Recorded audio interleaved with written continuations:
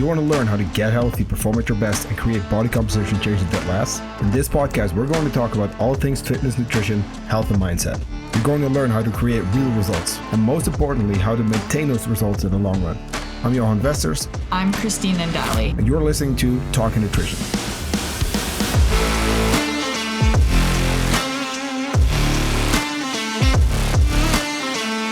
All right, what's up, guys? Welcome back to Talking Nutrition, episode 22 today. Another guest episode. Today we're joined by Hanna Rasmussen. Did I say that right? Rasmussen? Yeah. Perfect. Okay. I'm doing my best here. Hanna actually lives in Tromsø, where I live as well. Hanna is basically the person who tells me my technique is shit at the gym and shows me how to do it correctly, you know? So I know Hanna very well and her boyfriend, and they're both great people. And we're going to talk about something that we haven't really brought up in this podcast because it's not our expertise, and that is bodybuilding, right? Competing, getting people stage lean. So that's what we're going to talk about today. So Hanna has experience with bikini fitness. So she has gone that route. She has been on stage as well as a boyfriend. She got super lean. She's going to tell us kind of like what it took. We're also going to talk about like how being super lean is not necessarily like the best, health approach either. We're going to talk about, like I said, what it takes, but also kind of struggles along the way, effects maybe after that, but then also the shift that we are currently seeing, where even though there's always been a lot of pressure, for a long time at least, on women being like lean and dieting, and hey, let's be honest, we all know a lot of women who've always been trying to diet, for a very long time.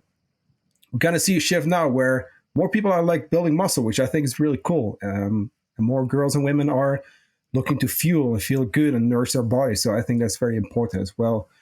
So before we get into the episode, guys, really quick, you already know what I'm going to ask.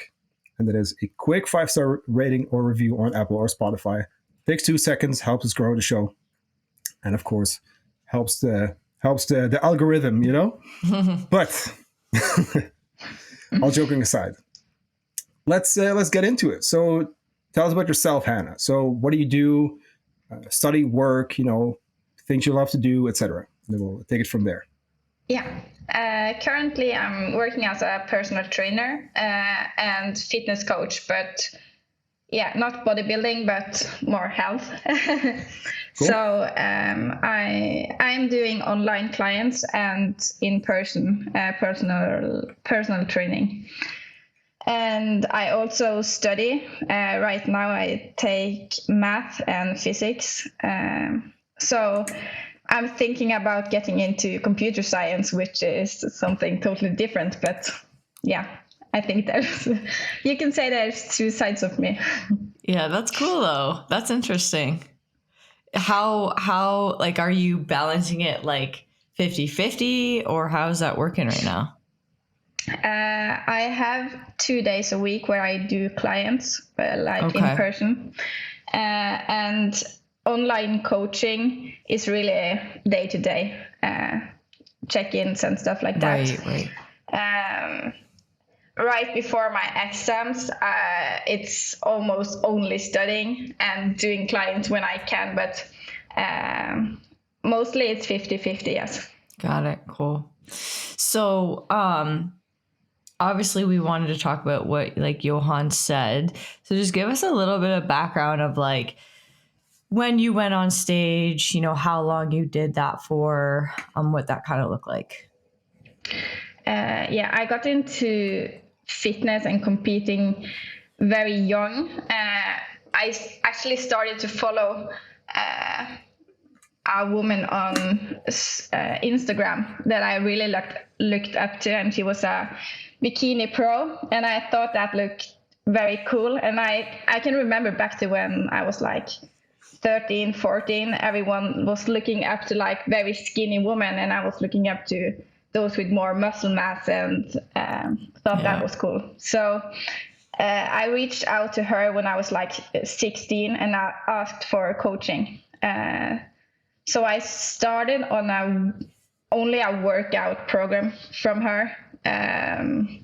and did that for like a year. And then I thought, oh, games, now I can compete. And back then, many girls didn't have like much muscle, even on stage, like bikini girls. So you actually had to apply for getting into the team. But I think if I could applied right now with that physique, I wouldn't have gotten into any team, because I was so little and didn't have much muscle mass at all. So my first competition was, I think I was 17, right before I turned 18. So very young and very, very, very skinny. Didn't have much muscle at all. And I think we're going to get into that also. But a lot of girls think that if they just work out for a while and then get very lean, the muscles will pop and just be underneath. But actually, they are not going to do that. They are going to disappear when you diet. So, yeah. So I did the first competition when I was 17, the second when I was 19, and the last one last year, actually. Okay. Were you with the same coach that whole time? For the first two competitions, I was with the same coach, and then I changed to another one because she stopped doing fitness teams. Yeah. Got it. I feel like that's really young. Like, are people? Yeah. Like I'm hearing people, right, when they're like, I don't know, late 20s, 30 and above. I've never heard anyone do it that young. Have you, Johan? No, just Hanna. That's young. I mean, it's kind of impressive because people, I feel like, I mean, at least over here, I mean, now they might be, but like that young, I feel like they're not even like thinking about that, you know? So I feel like your head was in a good place though, you know, at that age, you know, prioritizing that. But I think it is often our heads will go that way versus like going health at that age. You know what I mean? Yeah. Yeah. Okay. I think looking backwards, I don't think I would have done it again that young, but also I didn't have like a bad experience because my coach was very good at telling me that, okay, when you're getting off the stage, we're starting our reverse diet and you are getting back to the shape you was before, and then we will start building muscle. So I was very ready for the reverse diet and the building phase afterwards. And I think that's where most girls fall apart in this sport. Yeah. Yeah. It seems like that coach was on top of it too. So how old are you right now? I'm 22. Okay. Got it. Yeah. Yeah. Cause like the whole like reverse dieting thing, that just really gained a lot of traction in the past couple of years, I feel. Right. Yeah. So that coach being on top of that back then, it's pretty solid.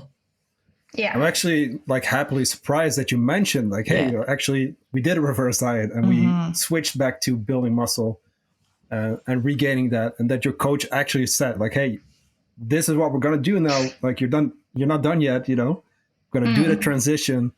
And actually, I didn't know that you actually did like a reverse diet back then already. So that's super cool because like Christine said, it's really like now, like you see it all over the place, you know? And I feel like back then it might've just been like, I don't know when like Layne Norton kind of came up with that a little, but like it must have been like not that known at all back then, you know? So I really like that. I think it's really cool. Yeah, because you used to see, I mean, when I was younger, I'm quite older than you right now, but like when I was younger and I would see bodybuilders, they would be like super lean and then like right away they would blow up, right? Oh, yeah. Like right away. Where now it's more of a process. People are doing it in a much more, I mean, healthier way. But yeah, it was like total extremes. Yeah. Awesome. That's good to hear though. So talk to us a little bit about that process, from like when you started to getting on stage and what it really took to get that, stage lean and how you felt along the way. Both of my coach had that mindset that we are going to do it healthy, as close up to the competition as we can. And I think a lot of people think that competing and being lean is like healthy, or that's what you're supposed to look like. And you can, if you want to get lean, you can just get into a fitness competition and then you will be lean afterwards and win-win. Right. But it takes a lot. First of all, you need to work out for very, very hard for years to gain that muscle mass. And eating, being in a surplus, being uncomfortable in your body, being bigger than you actually want to be, because you need extra energy to actually be able to build muscle mass. Right. And then you start the prep, as you call it, and you start to get lean. And at the beginning, it's like a normal deficit where you just cut calories, you work out normal, maybe you add like steps or something to make sure you get enough activity in, but really it's just a deficit and you still work out like normal. And for a bodybuilder that's a lot, but but normal amount. So but as you get into it, your body will start to work against you, because your body don't want to get that lean, especially women. We are not supposed to get that lean, right? So progressing forward, you eat less and less and less. You need to cut out more and more, and you need to work out harder and work very hard mentally to keep pushing weights, because your body don't want to have that muscle mass. Your body wants to get rid of it because it's taking too much energy. Right. So you need to push your workout, but also you need to manage the activity. Maybe you get up to like 10 or 15,000 steps, and you also have to do excessive cardio on the treadmill or something like that. So at the beginning, I cut out like 500 calories, a normal deficit. And in the end, I think like from the start to the finish, I cut out like 1,300 calories or something like that. And also did 2 hours of cardio every single day.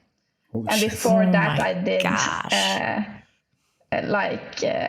running intervals 3 times a week, and also doing strength workouts 5 times a week, and posting for like half an hour a day. So it adds up at the end. It's a full-time job. Yeah. Did you live at the gym? Absolutely. Yeah. Basically living at the gym and going home, make your food, eat your food, sleep, think about food, work out. All you do is like planning so you can get everything in. And I remember like the last couple of weeks, I can't really remember doing my workouts or doing my cardio or going to work. I just did it. And I don't think my mind was with me, or I just had to make it work. So I turned on like a zombie mode where I just had to get through it. Right, because you're at such low calories, right? And then basically the most amount of activity. Yeah. So the body is just under so much stress. Yeah. Right? Like how'd you feel? Like, were you super lethargic? Like, how were you sleeping? How were like biofeedback markers? I was not sleeping well. I usually all 3 preps I went through at the end, like last couple 3 weeks maybe, I wake up like 3-4 times a night because you're hungry and your body is like cramping up or something. Yeah. You're always kind of hungry and tired. Yeah. And you get this brain fog where everything is just like, it's around you, but you can't really hear it or focus or anything. You're just there, and you're there, but you're not. Right. And me and my boyfriend, we did this at the same time, and I don't think we could have made it work without both being that way, because you're so focused and in your own bubble that you forget about everything and everyone around you. So, and also the libido and yes, yeah, that's another big one. It's not there. Yeah. So yeah, like the stress and the energy and the libido and like the menstrual cycle stuff, that's all because the body is just under so much stress. It's starting to downregulate these our sex hormones, our thyroid, and these are basically the repercussions of that. Yeah.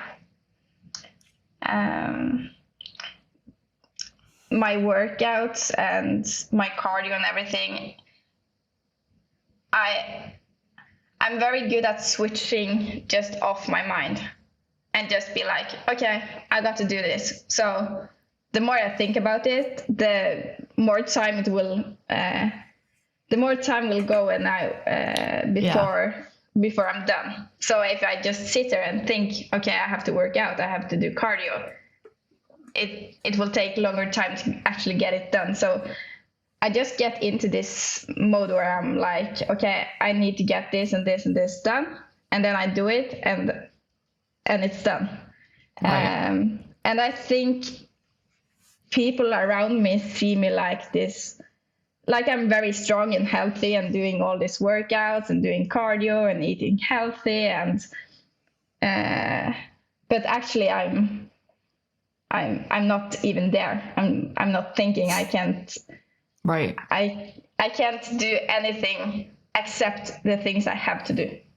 It's quite literally the opposite of health, though. Yeah. And like it's a sport, right? It's a sport. Like with CrossFit, for example, like I was a high level CrossFit athlete, and that was my life for a long time. And you can't have performance and health, and you can't have aesthetics and health. Like those just don't go together, right? And I think that's, I mean, I guess you can have, there's a limit of like aesthetics you can have and health, right? Like when we're getting into bodybuilding and stuff, it's just not healthy, period.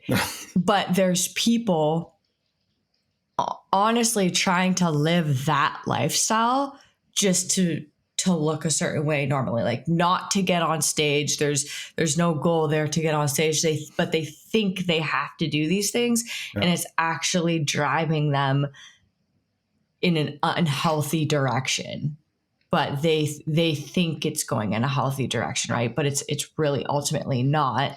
They're just striving for this body goal or whatever they're striving for, and it's an unrealistic thing. Yeah, I think social media plays a huge role there as well. And I mean, we've all seen Liver King stuff like pop off last week, and without really getting into that too much, but people think that a dude like that who's like eating liver and stuff, like, okay, like that's what it must be, or I need to look like this. And then he goes on about like mental health and stuff. Now he's actually adding to the problem. Because people now think you have to get that lean. You have to look like that, And the same for women. Like you see a lot of people online who are either very lean and very unhealthy, or they're very lean for a short period of time. They do all their photo shoots then, and then they post those photos throughout the whole year. But we all have like an unrealistic view of that, of what's healthy, or not all, but you know what I mean, of what's healthy and looking lean. And like you said, Christine, performing. And this is actually something I mentioned in my presentations. I have like a triangle on the thing. And it's like performance, health, and physique, you know? Mm-hmm. So I ask people like, who here wants to perform at a high level, look absolutely shredded, and be the healthiest possible, you know? And all the hands go up. And then I give them the bad news, like, we can't do that, you know? We can focus on performance, we can focus on health, we can focus on physique, but not all at once all the time. And that's maybe something that everyone needs to hear, is that you can have it, but just not all at the same time, you know? Right. So like, let's get back to you. Like, so you just said, okay, I felt like a zombie. I was doing unsustainable amounts of cardio, lifting weights. You're basically living at the gym, right? You were also barely eating. You were barely sleeping. I can only imagine, well, actually I cannot, what it was like being on stage. Like that moment, like try to picture that. Like you're on stage, what do you feel like right there? Oh, that's very hard actually to describe. Because for me, being on stage, like the glitter bikini and the makeup and the hair and everything, it's just stressful. I actually don't enjoy that much being on stage or the stage day at all. It's I like being uncomfortable. I like having like this huge goal in front of me that I have to reach. So I like putting down the work, but I don't really like the glam and being on stage and everything. And it's actually very sad because people only see the stage part and the glam and bikini and everything, and they think it looks great and looks healthy, and I want to be like that and do that.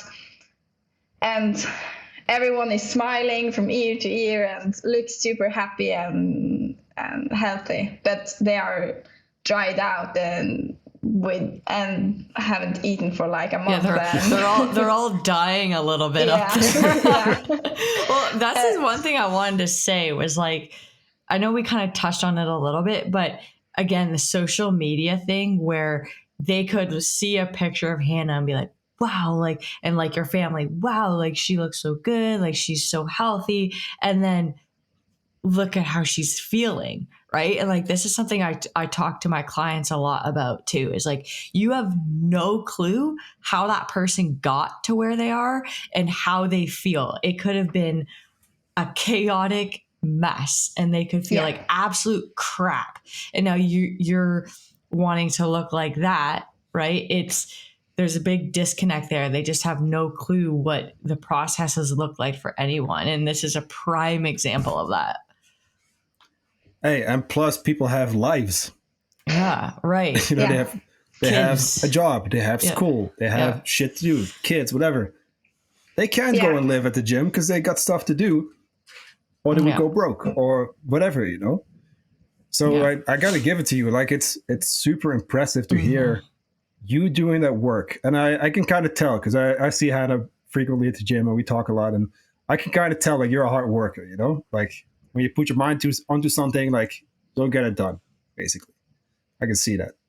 And I think that's also what it takes, because most people, realistically, like most people won't actually be able to do that. I don't think I could do it. I don't think I could do it. No, hell no. Like it's a super impressive thing that people have that, you know, mental strength to do what you guys do.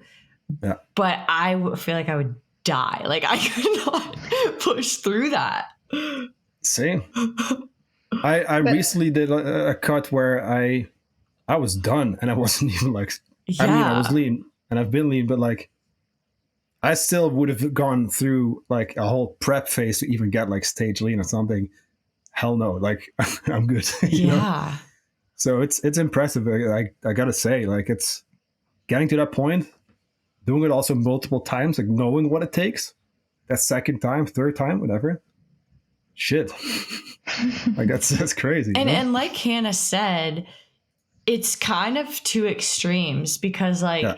the super lean is really, really hard. But then in order to get that, you have to put on weight and be super uncomfortable in your body, right? So they are dealing with like both, right? So yeah, it's crazy. It's impressive. Yeah. Because do you think so? Because I know we talked about this a while ago, but are you going to do anything in the future, or you think like, no, I'm good. I'm just focusing on like studies and stuff, and, like bodybuilding wise. I mean, I actually don't know right now, yeah, but cool. the level of muscle mass that girls are competing with right now are a lot more than it used to be. So even though I trained for a long time and I work out really hard and I eat in a surplus and everything, I think I would need like 2-3 years maybe before I'm at the level the fitness bikini fitness category is right now. Yeah. So first I need to put on a lot of muscle mass, and then I need to consider if it's worth it or where I am in my life. Do I have a lot of work? Do I study? Am I in the right place to start a fitness prep? Because you put your life on hold in some way because you need to focus so much on it. So you can't expect to have a social life and be on it at work and study a lot if you are going through it. You have to like you still have to work and study and stuff like that, but you can't be 100%. Yeah, that's a good topic because that kind of translates into coaching too, right? Where, you have people who want to get super lean or like they want to lose that last 10 pounds. It's like, okay, but what's the trade-off? Like, the 5 to 10 pounds or your quality of life starting to suffer, right? So you have to like weigh the pros and cons there, which seems like you're having to do for sure. Yeah. And one thing I learned from being lean multiple times and that lean multiple times is that you don't really get to the point where you feel like, no, I'm happy. No, I'm lean enough, or right. Because it's like never good enough, really. No, it's not. And when you're that lean, I think that I need to gain weight because now I look so little and stringy. But you also feel like shit because you're not eating. Right. And when you start to gain weight again, you get to a point where you're like, I'm kind of comfortable, but could lose a little bit of that or gain a little bit here. Or you never really get satisfied because your mind don't let you do it. Right. I don't think anyone will get to a point where they're like, no, I'm lean enough. Right. I feel like that, people dealing with that, they have to completely eventually remove themselves from the sport to potentially at one point be satisfied with, where their body weight is at. It's hard to be satisfied when you're in the sport. Yeah. Yeah. So, sorry, I'm like asking all the questions, Johan. No, I don't mind. No, so I was thinking really quick because you touched on a very good point. You said like, okay, I kind of have to step away, or you might have to step away from it. I mean, I know you did a similar thing with CrossFit. You kind of had to say, hey, I'm not going to compete anymore. I'm going to take care of my hormonal stuff, my injuries and all that now. Like I got to just do stop. something else. Yeah.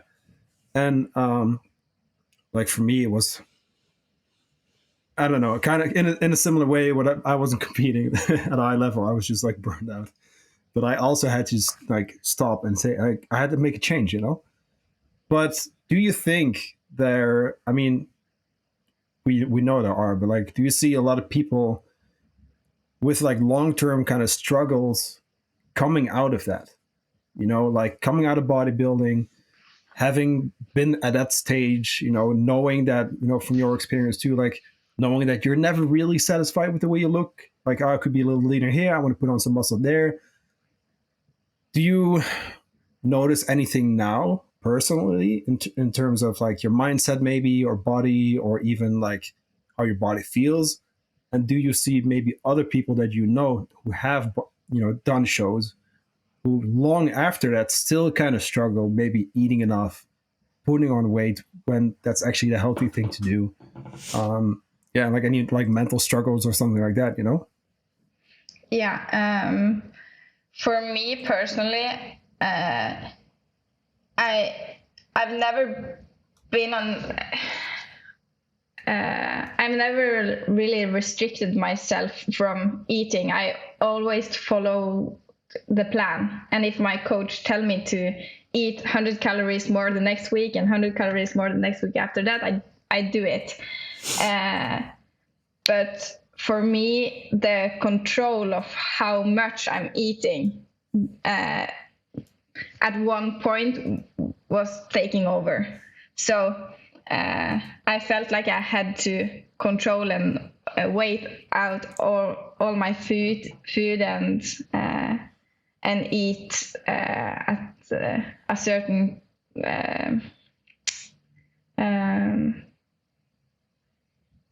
eat like on the clock, 3 hours, Okay, yeah. 4 hours, yeah.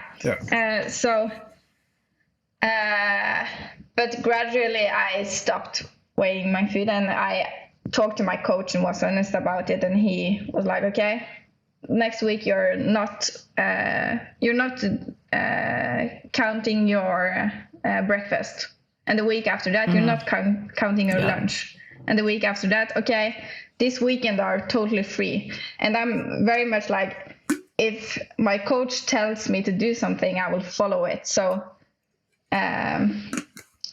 you get out of it if you have the mind to do it. Yeah. Right. And I think a lot of girls don't, and they actually don't know what they are getting into. They think that they are getting stage lean, and then it's over, and you walk out of it with a lean body. But you're so lean and you're so hungry, and if you don't have a coach and you don't follow a plan after you get off the stage, you will start eating. Maybe you start with going out for a burger and ice cream or something to celebrate, and it tastes very good because you're very hungry and you're very lean, and you think, okay, I will get back on track tomorrow. But you don't have a coach that follows you up, so you don't get back on track. You continue eating. Okay, only this breakfast. Okay, maybe an ice cream or a chocolate bar, and then you just keep on eating, and you can't stop because you have restricted yourself for so long, and you're so hungry, and your body is just screaming for it to happen. Yeah. So I think very many after a competition just gain weight very rapidly, and then they are like, shit, what happened? And then they start to struggle a lot, because where did that lean body I had like 2 weeks ago go? Right. Yeah. So the importance of knowing that you are going to get stage lean, and then you are going to follow a reverse diet afterwards, and you are going back to the physique that you originally had before you started prepping. That's very important when you get into the sport. You can't get into it and think, oh, I will be stage lean and I will be happy and I will keep that body for the rest of the summer. Perfect. No, it's not possible. It's not possible. No. And so obviously we see the body image stuff, right? What about, how has your relationship with food how was your relationship with food after that? Because I know we're talking about the binging and stuff, but I mean, that can take a long time to overcome. And I've personally worked with, women who have come from the bodybuilding world, and we have to work on improving their relationship with food because it's so out of whack from that. So um, what was your journey with that? I've never really struggled with the reverse diet afterwards, or like being way out of line with binging and stuff like that. So I think I just had the right mindset to stick to a plan even after the competition was over. But I know a lot of competitors struggling with binging afterwards, and they intend to start a reverse diet, but 1 or 2 weeks into it, they are like falling off, because it's way harder to stick to a plan when you don't have the goal anymore. You are just following it because it's healthy to do it, but you don't really get anything out of it, or you think you don't get anything out of it, but it's very, very important to keep being healthy after a competition. Are those women you're talking about, do they have coaches, or were they trying to do it on their own? Most of them have coaches, but not every coach are the best coaches. Right. So many of them are like, okay, now you're done. Just eat and enjoy. Thank you. Yeah, geez. Goodbye. And that's when people start to struggle afterwards. And it's actually pissing me off that coaches do that. Same. Yeah. And this even ties back to like normal, I'm doing air quotes for people who are listening, like normal people who don't bodybuild. Like, it's not just the diet. It's not like, okay, this X week block, like I'm going to lose weight. Yeah. It's the building muscle, getting you ready, like feeding you up, doing that actual transformation. And then also after that, and I tell everyone multiple times before they even go into a cut, like, hey, at that point, once we get to the 12 weeks, the X weight or whatever, you're not done yet. Like we got to still work on keeping the weight off, and people forget. That's in bodybuilding. That's outside of bodybuilding with anyone who's trying to create results and, lose the weight. It's like this thought of, I'm going to do this quick diet or whatever. But in reality, there's so much more outside of that, before and after. I don't really think I wish, and I think this, we might be going that direction, but like, I really hope that this turns into like common sense or common knowledge, where people know, hey, if I want to lose fat and keep it off, and I want to do this and look leaner, okay, so that's how it works. It's not the quick, restrictive, X weeks or whatever, It's not a moment. It's like a process. It takes time. Yeah. And it happens in cycles. It can happen in cycles, right? Like, for sure. It might not just take one shot, where I think a lot of people say, okay, I'm going to do keto, lose all this weight, and then and then I'm done. No, like it can take multiple times, right? Yeah. So, okay. Cool. Where were we? Yeah. So, did you have anything to ask, Christine? Otherwise, I'll. No, I was just looking at some of the questions just to see where we were going to go, but we kind of already asked her transition out and stuff. So basically, yeah. So I said this in the very beginning, that it's kind of cool that we do see more girls lifting weights. Want to lift heavy, put on muscle. I think that's really cool. It's probably a very good change. Hey, maybe this is going to backfire too. Like, we know as well, even with like TikTok and stuff, like everything is extreme. And I mean, health and fitness is extreme. It goes from like one thing to the other and back and keeps swinging. Like, although I really like to see what's coming now, where we're moving away from the chronic dieting, eating less, moving more, now to, hey, let's nourish our bodies. Let's make sure that we have a cycle. Well, not we, but women. Not me. but that women are healthy, are at a healthy body fat percentage too, because that's something you said, like women actually need a little bit more. And like I almost feel like I have to be careful because I'm a dude saying this, but like, that is true, like for Yes. health, for, you know, Hormonal continuing our health. species. Yeah, like it's super important for your hormones. um but anyway, back to like feeding, fueling, like getting good workouts in, like building muscle. I know you train a couple of girls as well at the gym. Like, do you see that now where girls are trying to actually put on muscle, like actually do like a lean, like gaining phase, for example, or Yeah, I'm actually surprised of how many girls that are like wake about it, and they know that okay, if I'm going to gain muscle, I need to eat, and they are asking me for help to gain muscle, and then when I tell them okay, then you need to eat more too, they are pretty much comfortable with it. But I don't think everyone is realizing that you can't just eat in a surplus for like 2-3 months and gain a lot of muscle and then you're going to a deficit phase. You have to do it for like years maybe before you're even there. And I actually get a lot of girls contacting me on, for example, Instagram. And some of them even sends me pictures of themselves and ask if they can compete soon.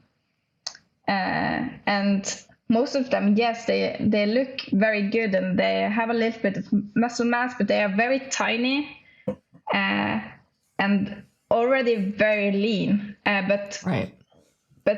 not enough muscles to compete anytime soon. And I think many of the coaches just tells them that, yeah, sure, we just get you lean enough and then your muscles will pop. But that's what they want to hear.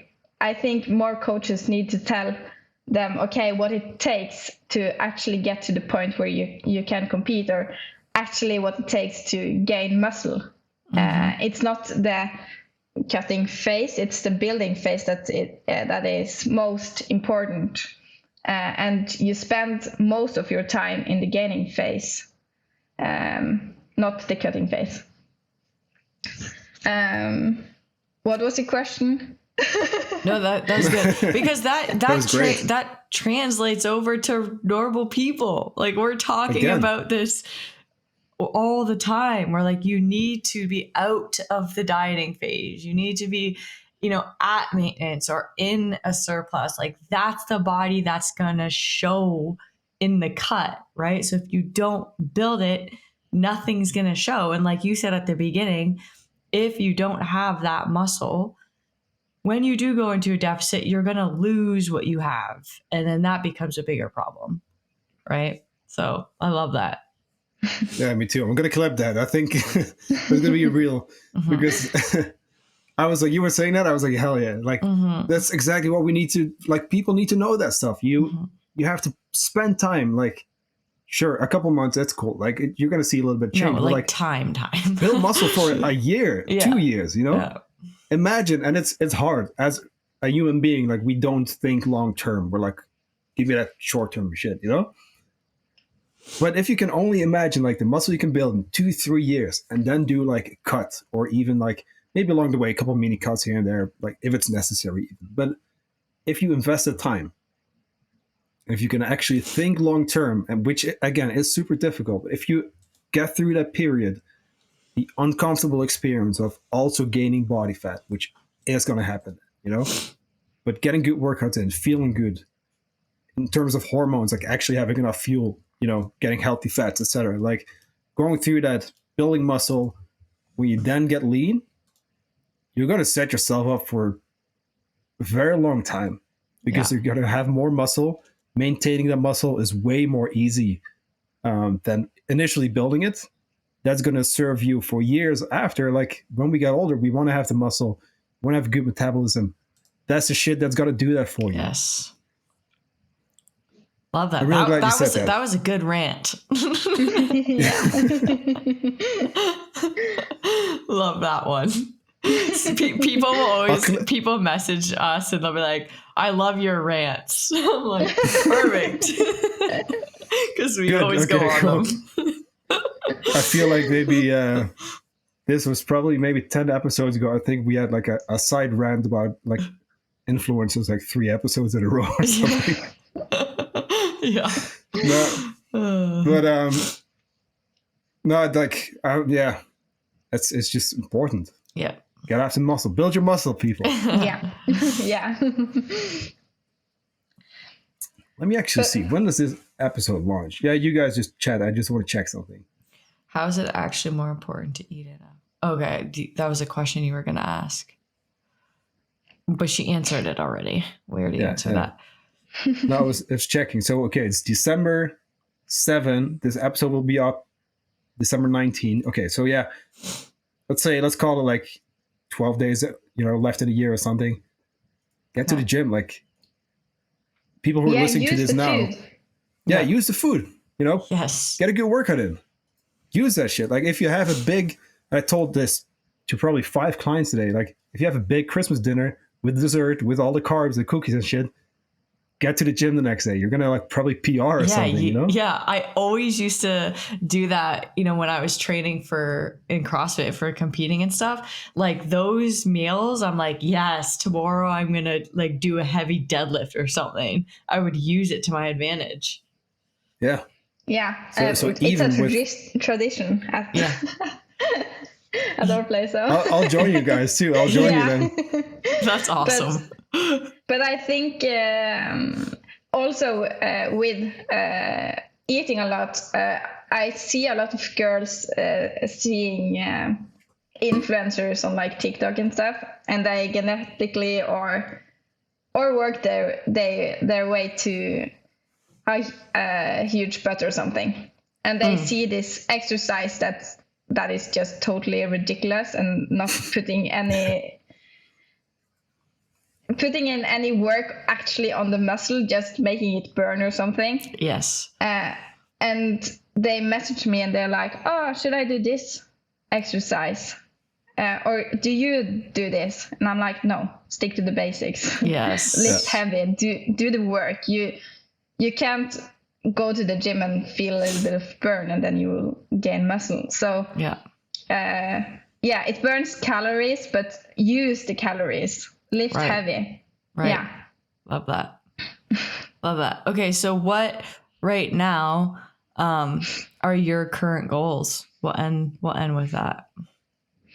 Right now, it's just building as much as possible, and also enjoying more life in general. Going to the gym like 3-4 times a week, lifting heavy and doing quality work, and then I can walk my dog and be social and do everything else, studying, working, stuff like that. That is important for my life. So yeah, building as much as possible, but also enjoying and not making it my whole life. Yeah, like actually having a balance for once, right? Yeah. Yeah. Is your boyfriend in the same boat right now then too? Yeah. Yeah, that's great. Yeah. Awesome. This was awesome. I think this is a really good podcast. I love this episode. Yeah. For sure. Just to have that different perspective. And it's good because it, again, like so much of that translates over to just the typical Gen Pop, So yeah. Thank you so much, Hanna. Yeah, no problem. Thank you. I really love this episode. I thought it was really cool to kind of hear your side, but the actual like the experience, like how you felt, and not just like the quick post on Instagram where people see that stuff where you're you're holding the medals or whatever, the prize. It's like no, actually the whole process, like what it takes, and I think a lot of people probably listening to this will be like, oh shit. that's what it takes, you know. Yeah. Maybe I won't try to get on stage, you know, or maybe, you know, I'll adjust my goals to something more realistic. But I think it's super cool. Yeah. I was very happy when you asked me, because I've been dying to actually talk about it to normal people and explain that it's not just building muscle and then getting lean. It's much more to it, and you can't really know what you're getting into before you're there. But you don't do it if you're not capable of giving it 100% all the time, every hour of the day. So it's not just like a normal cut. You you give it everything. Yeah, the expectations of what it takes is really important. Awesome. All right, let's wrap it up. Thank you for listening, guys. Great episode as always. Quick favor, drop us a 5-star rating or review, or both, whatever you want. Merry Christmas in a couple days. Enjoy. And go lift heavy weights after Christmas as well. Thanks, guys. Use the food. Thank you for having me. Yeah.